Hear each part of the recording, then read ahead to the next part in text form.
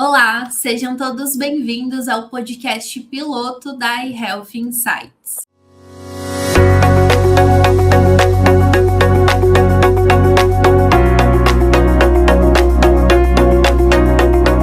Essa semana comemoramos o Dia Mundial da Saúde e a iHealth celebra essa data do jeito que sabemos, falando sobre o que transforma a saúde de verdade. Não tecnologia apenas como tecnologia, mas ciência aplicada a dados reais, gerando decisões melhores para médicos, gestores e pacientes. Convido para o episódio de hoje 3 grandes nomes. Nosso primeiro convidado é Ângelo Neto, CEO da iHealth, empresa do grupo Dr. Assistant AI, referência em inteligência artificial aplicada à saúde hospitalar no Brasil. Também nos acompanha Alan Singh, fundador do Dr. Assistant AI, plataforma de IA clínica voltada à conexão entre médicos e pacientes. E completando nossa mesa, Carlise Claudino Belli, doutora em Ciências da Saúde e diretora de Negócios e Dados da iHealth. Obrigada, Gabriele. Carlise, podemos começar com você? Sim, vamos lá. Um prazer estar aqui com vocês, nesse primeiro episódio. O tema da OMS 2026 é Juntos pela Saúde, apoie a ciência. Na prática do dia a dia de um hospital brasileira, o que realmente significa apoiar a ciência? Bom, hoje o que a gente tem visto junto com as instituições de saúde, que os hospitais que conseguem ter no seu dia a dia iniciativas de pesquisa, associadas em paralelo junto com a assistência, eles se diferenciam e ficam mais competitivos no mercado, como um todo da saúde no Brasil. Então, mas como que a gente pode apoiar isso, Então, tem várias formas, desde estar possibilitando tecnologias, parcerias, um networking estratégico para atrair pesquisadores, pessoas que são referência nas áreas, nas diferentes áreas, neurologia, cardiologia, psiquiatria, que são áreas que publicam muito, Então, ter formas de atrair e reter esses nomes, que hoje em dia geram pesquisa, geram evidência, do Brasil, também a nível internacional, no dia a dia, são formas, mas principalmente está conseguindo alavancar tecnologias, dados, informação, e estando com tudo isso bem preparado e de forma mais acionável, para que eles consigam, em paralelo com a assistência, em paralelo com o cuidado do paciente, também estar se dedicando aí para gerar ciências aqui, gerar ciência a partir do que a gente tem no Brasil hoje. Perfeito. Existe uma crise de confiança na ciência em saúde? As fake news médicas, a desconfiança em vacinas, informações conflitantes nas redes. Como que a iHealth ela trabalha com evidências clínicas, enxerga esse problema? Eu acho que assim, a crise de fake news, Gabi, é algo que não está só atrelada ao sistema de saúde, A gente aqui no Brasil tem visto muito isso no cenário político, E não é algo somente ligado ao Brasil, Você tem, obviamente, diversos países, inclusive nos Estados Unidos, bastante preocupação a respeito, de como que as redes sociais, de maneira geral, elas disseminam, às vezes, desconhecimento, Isso aí vai cada vez mais ficando grande, gerando uma bola de neve, meio que fomentando a indústria de crimes e etc. Então, acho que é bom colocar que hoje esse é um problema da atualidade contemporânea, do mundo como um todo, é um problema contemporâneo, mas na questão da saúde a gente está lidando com vidas, Então acho que é muito importante a gente, obviamente, ter esse jogo de cintura de utilizar sempre os melhores métodos científicos, comprovados, com literatura médica e também questão de evidência, Eu vejo que hoje a iHealth faz um trabalho de bastidor aqui, tanto do ponto de vista de ajudar estudos clínicos, né, a localizarem pacientes para recrutamento, mas a gente tem percebido que o mercado de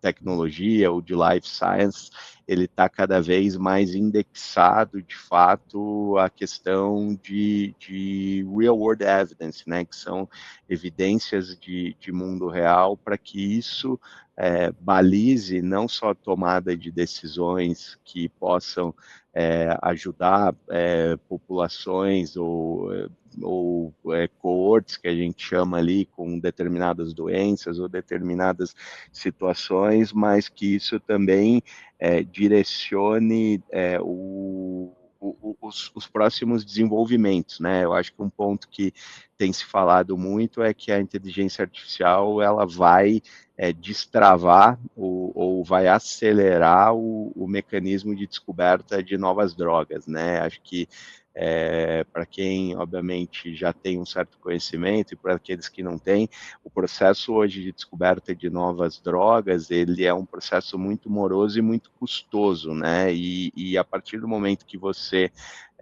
começa a usar a inteligência artificial e agregar isso a datasets, né, ou base de dados de evidências com informações tratadas, né, ou com dados que tenham uma pré-estruturação para que você consiga extrair insights, né? Eu sempre brinco que dado enterrado não vale nada e dado bruto também não, né? Porque ninguém consegue, é humanamente impossível você ficar ou tomar decisão de milhões em cima de milhões de dados somente você lendo. Então você precisa do apoio e tecnologia, e isso é o que a gente acaba fazendo para que isso se transforme num dinamismo, né, e ajude o sistema como um todo.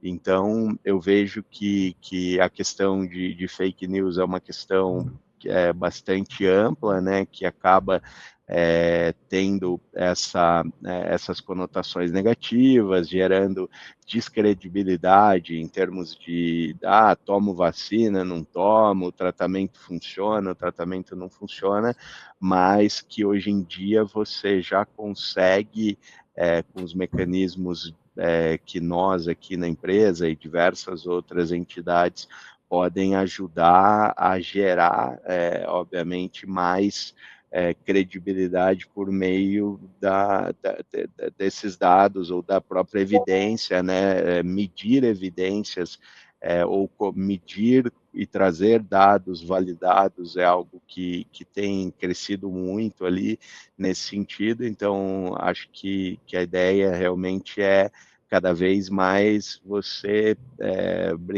no interior a gente falava matar a cobra, mostrar a cobra morta e o pau que você usou, né? Então, acho que é um pouco do que a gente gosta de trabalhar aqui. Angelo, e se me permite complementar, né, aqui na iHealth, nosso papel aqui é justamente reduzir esse tipo de ruído, né?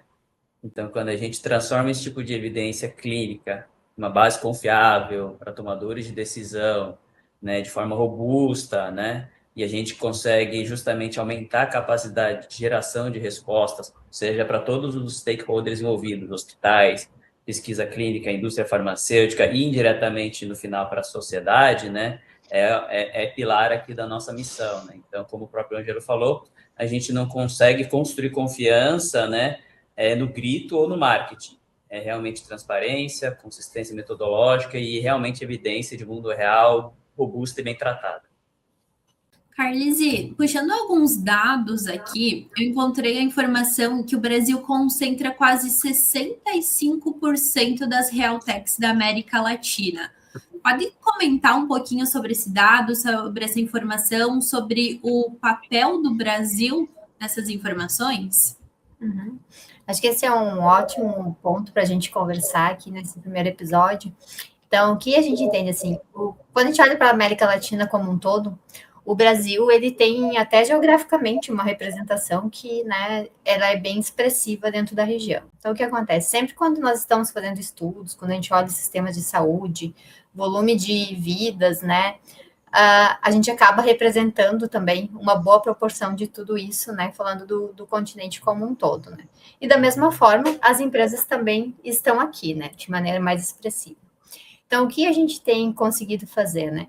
Muitas vezes, até quando se pensa nas empresas globais, onde estão as sedes delas na América Latina, né? Também, então, aqui dentro do Brasil. Então, de certa forma, tem um espaço muito frutífero, né?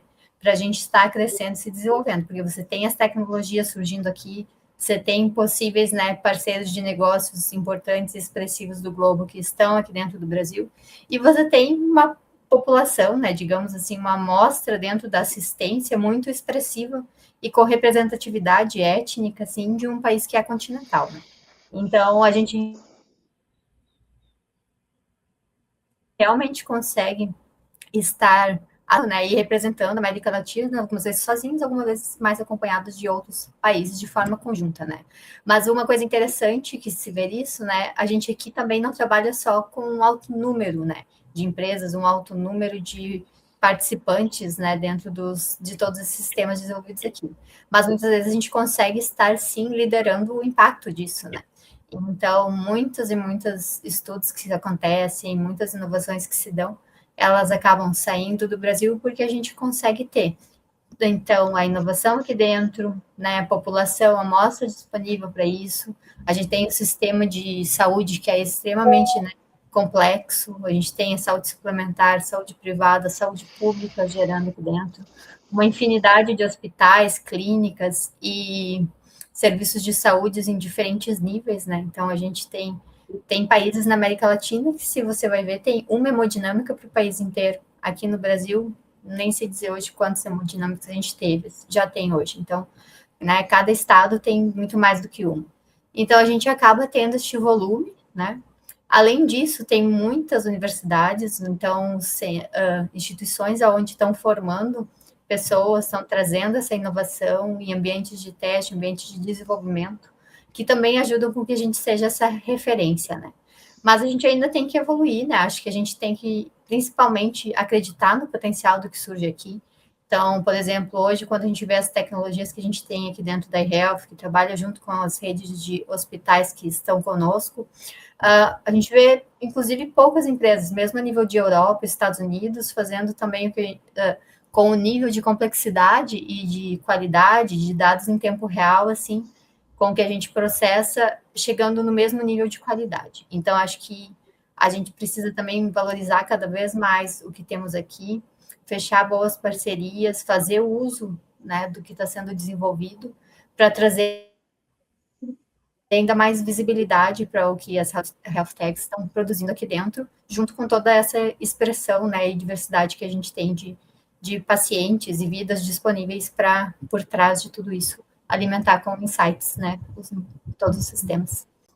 Legal. Eu queria pegar um gancho aqui, né, da Carlise. Eu acho que, assim, de maneira geral, a América Latina, ela, em qualquer que seja o setor, ela é representativa. O Brasil tem a representatividade inerente ali pelo tamanho de mercado, né, mais de 200 milhões de habitantes, por ser uma economia dentro da top 10, enfim, tudo aquilo que a gente já sabe, né. No setor de saúde específica, eu vejo, obviamente, o setor das health techs, ele, em número de empresas, ele é bastante relevante, né? Mas número, não, obviamente, não é 100% o que isso reflete em impacto, né? Eu vejo que aqui o Brasil, ele tem poucas health techs de sucesso, né, que de fato tiveram ali um crescimento que é basicamente patrocinados por fundos de venture capital que buscam crescimento, né? E acho que esse ecossistema que a gente vê hoje, ele é um ecossistema que poderia ser infinitamente melhor para facilitar, né, talvez ali melhorar, né, a vida do empreendedor que de fato está buscando entregar solução ou soluções por meio da sua startup, por meio da sua empresa de tecnologia, e o que a gente tem percebido, né, que o sistema hoje de saúde, ele é dividido em 1/4 acaba sendo privado e 3/4 acaba sendo público, né? Então, querendo ou não, a parte pública, ela é muito relevante e a gente acredita que isso, em termos de tecnologia, né, o investimento de tecnologia pelos órgãos públicos no quesito saúde, ele tem ficado bastante aquém do que ele poderia, né? A gente tem visto uma melhora significativa no curto prazo. Você tem basicamente Secretaria de Saúde Digital ali do governo federal tentando acelerar esse movimento, né? Recentemente teve um edital de inscrição de empresas de inovações que a gente acabou participando, mas eu acho que o caminho é acelerar isso, né? O sistema como um todo, ele tem uma dificuldade de se manter de pé, né? Porque os custos de tratamento das doenças, eles têm aumentado exponencialmente, né? A inflação médica, de maneira geral, não só questão de serviço, mas a inflação como um todo, ela cresce acima da inflação geral e a conta é muito difícil de ser fechada, né? Então, toda vez que você tem um problema nessa magnitude, a única forma de você tentar melhorar é por meio de ganho de eficiência, e a tecnologia basicamente é o que traz eficiência nesse mercado. Só que para isso você precisa ter um ecossistema, né, que permita cada vez mais o health techs, não só o número, mas qualidade, né, que essas health techs que a gente tem hoje, elas tenham capacidade de levantar recurso, né? A gente mesmo percebe a dificuldade de captação de recurso quando para o setor de health tech, é um outro mundo quando você fala de fintechs, né? Eu acho que eu li esses dias até algum artigo que falava que o Brasil é o país das fintechs, né? Seja impulsionado pelo sistema do Open Finance ou o sistema do Pix, a gente acabou sendo muito inovador aqui nas soluções de fintech, e uma diferença enorme que se tem entre setores, né, é que o setor financeiro, ele costuma ter retorno sobre investimento mais rápido do que o sistema de saúde, né? Então, esse descompasso, ele tem que ser financiado, seja por capital público ou capital privado de risco. Esse ecossistema, né, ele tem que ser construído e propulsionado. A gente tem visto, né, big techs como Google, Amazon, enfim, até Anthropic, OpenAI, cada vez mais empurrando esse mercado de saúde, porque, né, todo mundo vai envelhecer, todo mundo vai ter que cuidar da saúde, muitas pessoas terão problemas sérios, né, é sabido que essa demanda, ela aumenta, e não tem saída a não ser pelo meio de ganho de eficiência, né? Acho que quem está assistindo ao noticiário de saúde, ele tem percebido que é uma notícia mais preocupante que a outra, né? Você tem players como Oncoclínicas, com situação financeira conturbada, a Apvida, né? Todas as duas listadas em bolsa, empresas super relevantes, que têm tido muita dificuldade para conseguir navegar nesse mercado. Então, imagina empresas menores que normalmente geram caixa negativo, né? Porque a tecnologia, ela vem do princípio de você investir na frente para levar ali adiante, né? Então eu vejo que de maneira geral a gente tem que tentar se reinventar, porque de fato os problemas eles são gigantes, as oportunidades obviamente também, mas a gente está diante de um setor que eu diria está muito combalido, né? E isso também acaba atrapalhando, porque imagina que eu tenho um hospital e aí eu estou com dificuldade de fechar minhas contas, e aí toda vez que você está com dificuldade de fechar suas contas, você acaba cortando gastos, né? E aí o gasto que parece que é mais fácil de cortar é não investir em algo que você não precisa ou que vai te gerar resultado em 3, 4, 5 anos, né? Então, acho que assim, você tem uma inequação bastante complexa que depende, né, dessa nova geração agora de entrantes no setor de saúde. Acho que, pegando um gancho aqui para o mercado, a gente tem acompanhado muitos médicos que já acabam saindo da faculdade já com a ideia de empreender, que eu vejo muito positivo, né? Que pena é que boa parte dos que eu acabo conversando tem ido e corrido atrás de empreender mais por até talvez necessidade, em termos de achar que está difícil ganhar dinheiro ou monetizar, mas eu enxergo que a gente precisa reinventar esse ecossistema, precisa de um dedo público, porque é um ecossistema predominantemente público, né, uma população que depende do sistema de saúde público, e a gente vai precisar fazer basicamente fazer do limão uma limonada, né? Então, acho que é um pouco disso que eu enxergo. Alan, começar contigo agora. A gente ainda ouve muito falar que a pesquisa no Brasil ainda é lenta. Como que a iHealth está mudando isso? Como que funciona o papel da iHealth hoje na prática? Explica um pouco para nós. Claro. Então, assim, o papel da iHealth, ela lida com alguns desafios inerentes do setor, né? Então, primeiro a gente tem a interoperabilidade de dados. Então, a gente vê que muitas informações estão ilhadas, né? Seja dentro dos hospitais, nos seus prontuários, e tem baixa padronização, né? Pouca capacidade de integrar, né? Segundo, a qualidade da evidência que contém, né? Nesses prontuários. Então, muitas soluções que a gente vê no mercado prometem transformação, mas poucas realmente conseguem demonstrar desfecho clínico, né? Impacto operacional ou realmente algum valor científico, né? Para a indústria ou para a pesquisa clínica. E eu acho que a gente também, aqui na eHealth, cria uma colaboração entre todos os stakeholders, né? Então, seja um hospital, seja o pessoal da academia, seja o pessoal que lida com pesquisa, a indústria farmacêutica. Então, a gente atua como essa ponte que integra todos esses atores, né? E por último, a gente também aplica uma escala com método, né? Então, assim, a gente vê o país com muita inovação pilota, mas realmente pouca inovação institucionalizada. Então, aqui na eHealth, a gente sai do caso interessante por uma plataforma replicável e escalável.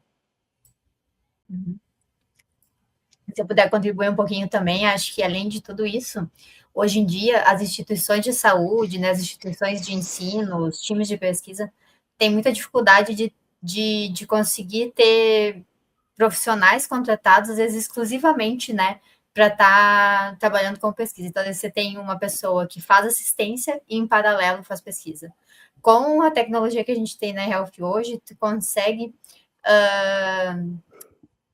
trazer de forma muito mais eficiente volumes gigantescos de dados e disponibilizar isso na mão das pessoas para que se torne acessível e que eles possam, por exemplo, fazer um estudo observacional com 40 centros colaborando entre si através da rede que nós temos aqui, onde o banco de dados para isso vai estar pronto em menos de uma semana, assim, tipo, extremamente rápido e já na mão de quem pode começar as análises. Antigamente, ou dos métodos mais conservadores, digamos assim, não tão tecnológicos e clássicos, a melhor palavra, a gente demoraria meses só para, né, conseguir conversar com todos esses centros, reunir eles através de uma ideia de pesquisa.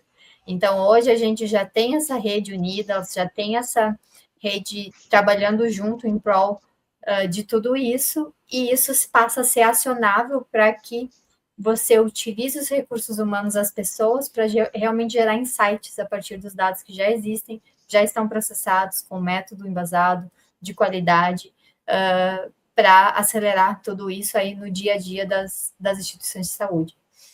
Legal. Eu acho assim, né, Gabi? Primeiro é importante a gente entender o porquê que é necessário uma pesquisa clínica, né? Acho que, como a gente está falando aqui para um público amplo, a sua pergunta a respeito de pesquisa clínica é como que a gente faz o processo, tanto regulatório quanto científico, para comprovar a efetividade de um medicamento, né, para que aquele medicamento possa ser lançado, né, e aí você tem diversas fases, né, que começam desde estudos informacionais até teste de segurança que começa em animais, depois vai para humanos e depois você, obviamente, vai chegando no modelo de aprovação ali, a partir do momento que aquilo entra em comercialização, aprovado por todos os órgãos, você pode também acompanhar a efetividade, que é onde a gente entra no mercado de evidência de mundos reais, né? Acompanhar a efetividade ali de medicamentos é algo que a gente tem feito bastante. Então, posto isso, né, eu sempre gosto de pensar em modelo de ecossistema e de plataforma, né? Por que os Estados Unidos, eles por muito tempo foram o país que, não sei exatamente como é que está o ranking, mas ele e a China acabam disputando ali entre os que mais fazem pesquisa, né? Porque lá você tem um ecossistema de biotechs, né? A maior parte digo assim, boa parte das pesquisas clínicas, elas partem de biotechs, né? E para quem não sabe, biotechs são empresas que às vezes começam a estudar a possibilidade de lançamento de um único medicamento de alta complexidade. Normalmente essas biotechs acabam vendendo a própria empresa ou o medicamento, licença do medicamento para empresas maiores, né? Mas você percebe que o Brasil ele acaba sendo um polo onde a pesquisa que de fato surge daqui, ela é muito pequena, né? O Brasil ele recebe pesquisas que foram definidas pelas globais ou por biotechs americanas ou biotechs chinesas, né? Eu vejo que assim o mercado chinês de biotech ele acelerou muito nos últimos anos a ponto de acompanhar ou até ultrapassar em número de pesquisas, número de novos medicamentos o mercado americano.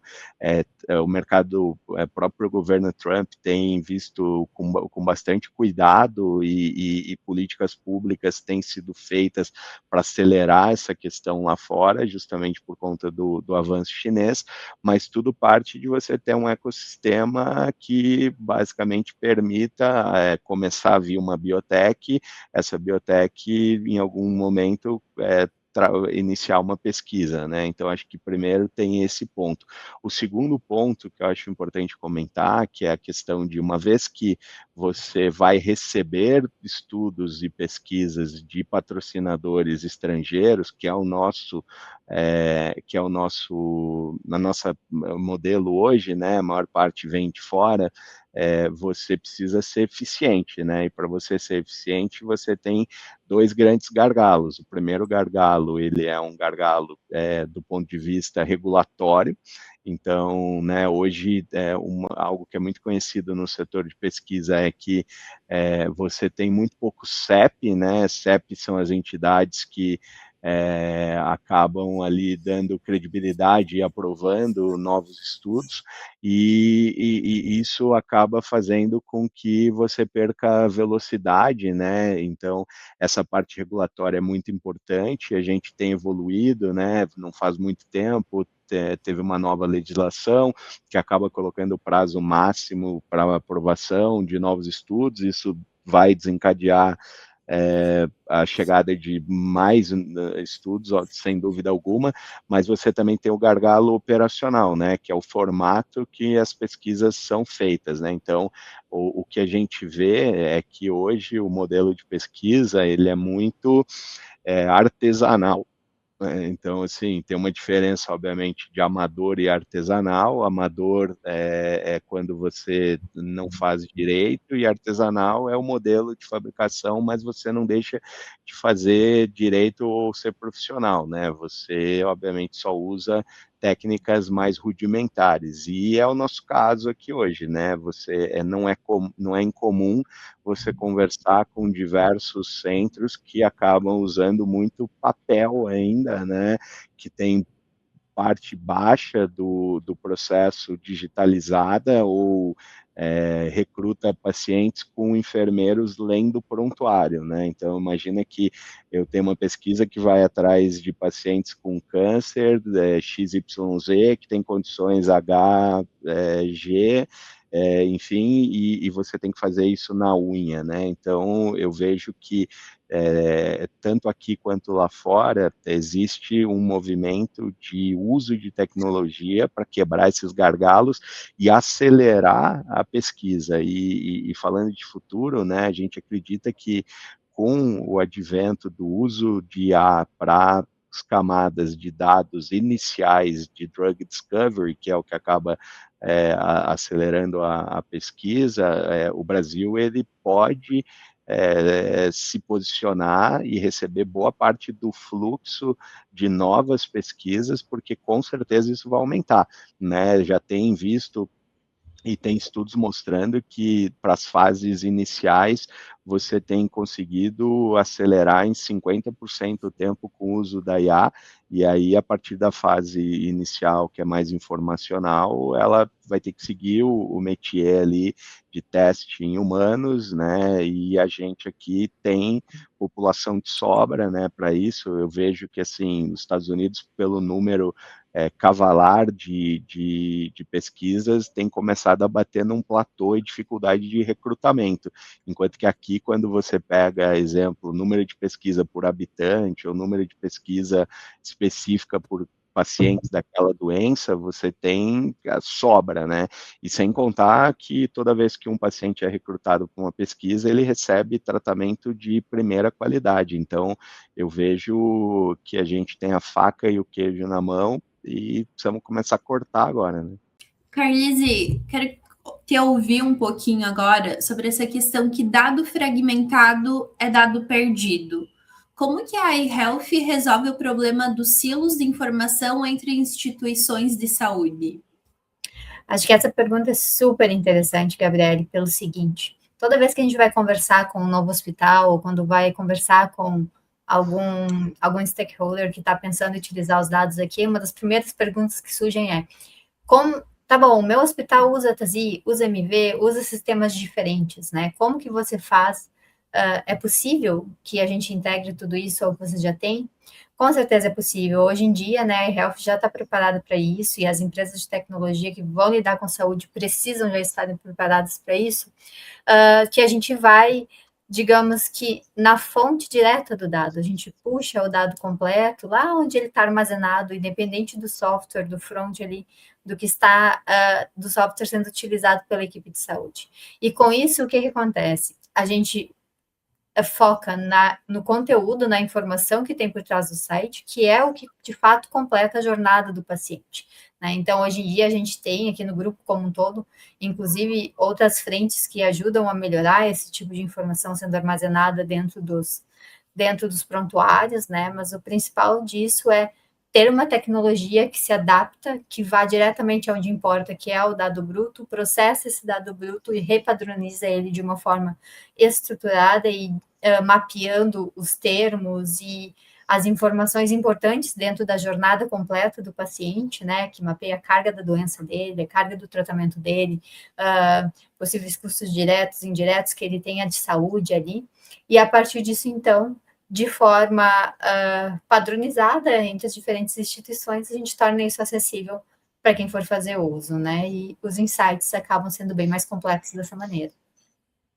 Eu concordo, cara. Eu acho que, assim, depois que a gente supera essa primeira etapa, né, de integração tecnológica, né, e consegue justamente processar e padronizar o dado, né, a gente consegue justamente ter essa informação anonimizada, né, e a gente consegue construir, né, um ambiente analítico explorável, todo mundo, né? Então, isso pode gerar insights, né, fazer análises comparativas, indicadores populacionais e, obviamente, sem expor dados pessoais ou informações sensíveis, né? Então, assim, eu acho que, em resumo, aqui na eHealth a gente transforma informações que estão ilhadas ou estão em silos, né?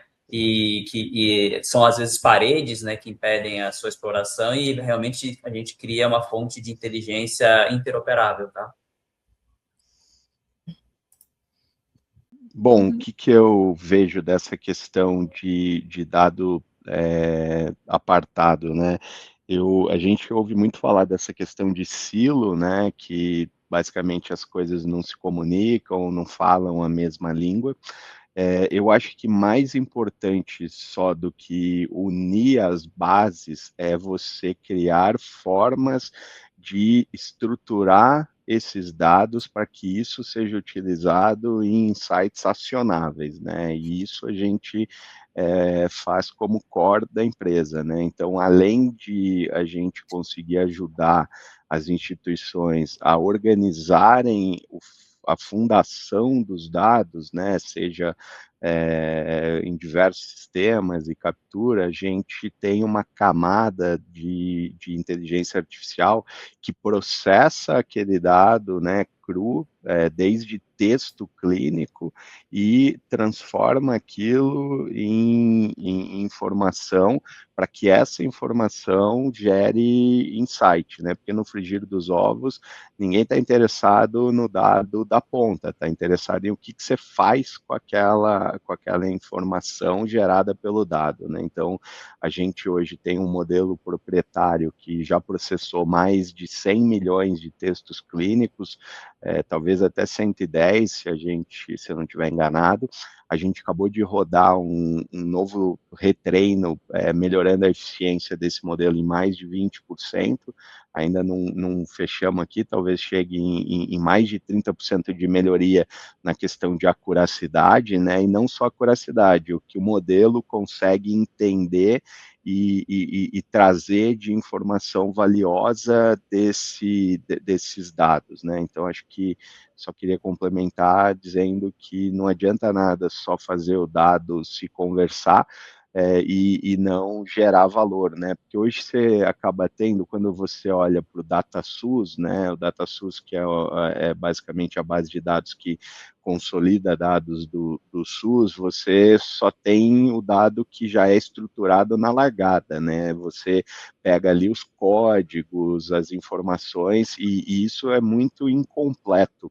O que a gente faz aqui, a gente captura toda a informação de maneira bruta e trata essa informação bruta, organiza e sistematiza isso para que isso fale a mesma língua, e a partir daí a gente gera os insights com a informação como um todo, né?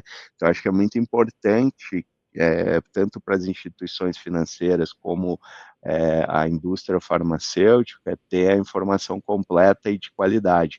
E uma coisa que a gente tem está terminando aqui de fazer, a gente tem conseguido padronizar essas bases em sistemas e metodologias internacionais como o OMOP, né? Então, agora a gente vai conseguir conectar a base do DataSUS em OMOP com a base do mercado privado, para que a gente tenha não só essas bases se falando, mas que a gente consiga, por meio da informação granular, chegar em lugares mais longe, né? Porque imagina que hoje a dificuldade que se tem é chegar em distâncias maiores com os dados que são, às vezes, incompletos, né? Então, um pouco do que a gente trabalha aqui, e sem dúvida nenhuma a gente vai daí começar a ajudar em predição, enfim, tem uma diversidade de coisas que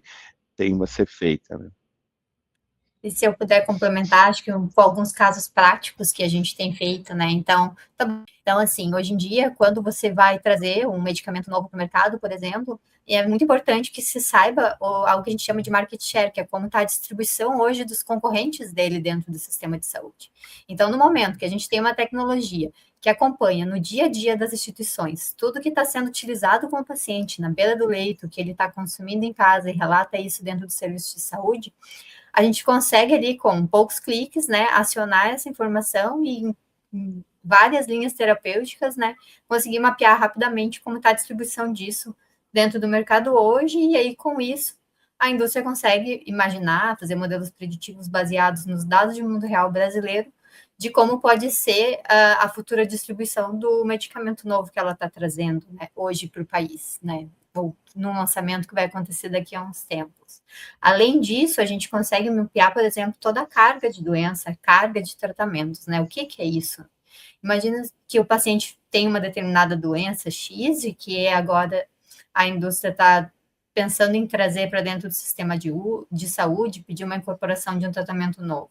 Quando a gente vai calcular o custo dos cuidados de vida com esse paciente, o quanto esse novo medicamento pode impactar em melhorar a saúde dele como um todo, e com isso ter, às vezes, assim, avaliar melhor quais são os tratamentos mais custo-efetivos, por exemplo, é bem importante que você olhe várias camadas de outras doenças em paralelo que o paciente tem, que talvez ele vai acabar reduzindo o impacto dessas doenças também na vida dele, com os efeitos da nova tecnologia que ele está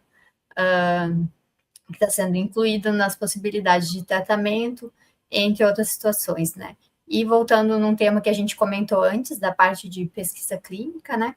Se você tem o perfil das pessoas mapeado, acionável, dentro de plataformas e dashboards, atualizados diariamente, onde você pode combinar, por exemplo, 40 características clínicas da pessoa, para ver se ela tem, onde estão as pessoas espalhadas dentro do sistema da saúde, que tem o perfil exato ali de um ensaio clínico randomizado, e conseguir gerar isso em questão de minutos, fazer esse mapeamento, isso também é uma outra forma de como a eHealth hoje tem utilizado, né, traz luz para esses dados, torna isso informação e insights acionáveis para acelerar de forma expressiva, por exemplo, a inclusão do paciente 1 de um centro de pesquisa, né, o preenchimento de vagas mais rápido no Brasil, que a gente acaba competindo com vagas de outros países. O país que conseguir preencher as vagas mais rapidamente tem mais representatividade dentro dos estudos que vão estar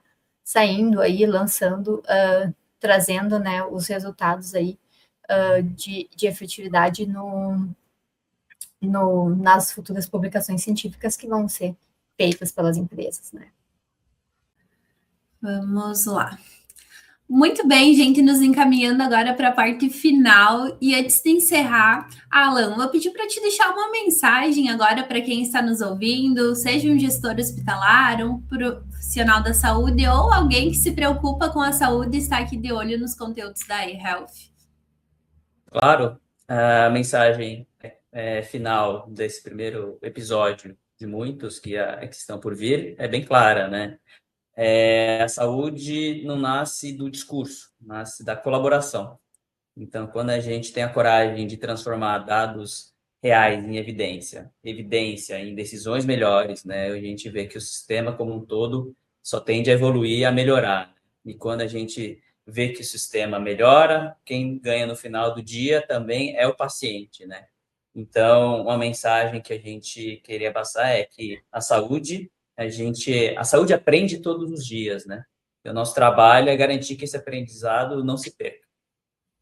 Bom, pessoal, para fechar aqui, queria agradecer a todo mundo que ficou até o final, né? A gente aqui, como Grupo Doctor e a eHealth, está bastante comprometido em tentar reinventar como a tecnologia é aplicada à saúde nas várias formas de agregar que a gente enxerga, e a gente está bastante positivo com o novo cenário, né? Eu, pessoalmente, acredito que o advento de novos modelos cada vez mais capazes no âmbito de inteligência artificial vai acelerar muito a questão de descoberta de novos medicamentos, né, que é algo que já está acontecendo, e certamente isso vai fazer com que o ecossistema da indústria farmacêutica prospere, e isso, sem dúvida alguma, gerando, né, o que a gente busca, que é entregar, né,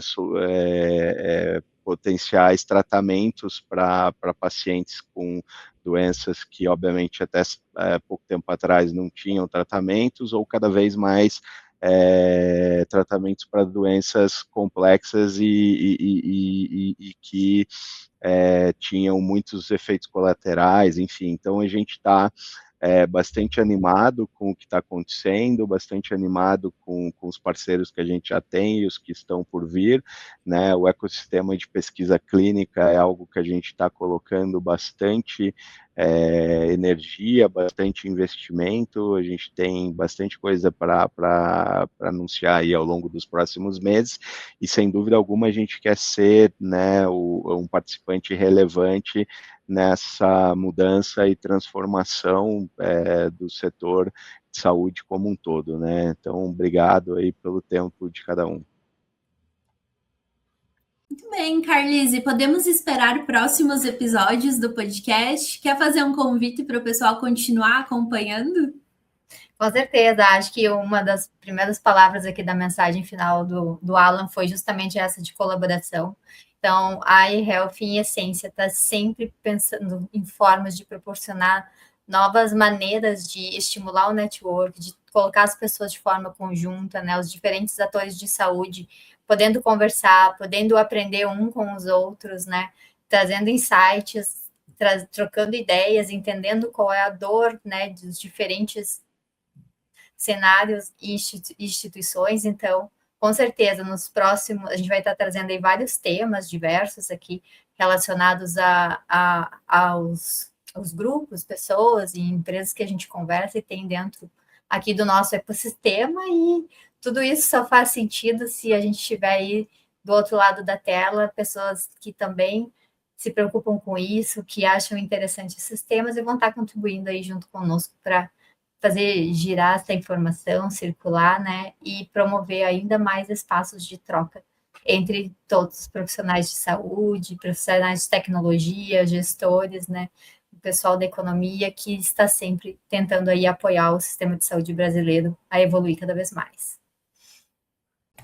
É isso, muito obrigada a você que assistiu até o final e até o próximo episódio.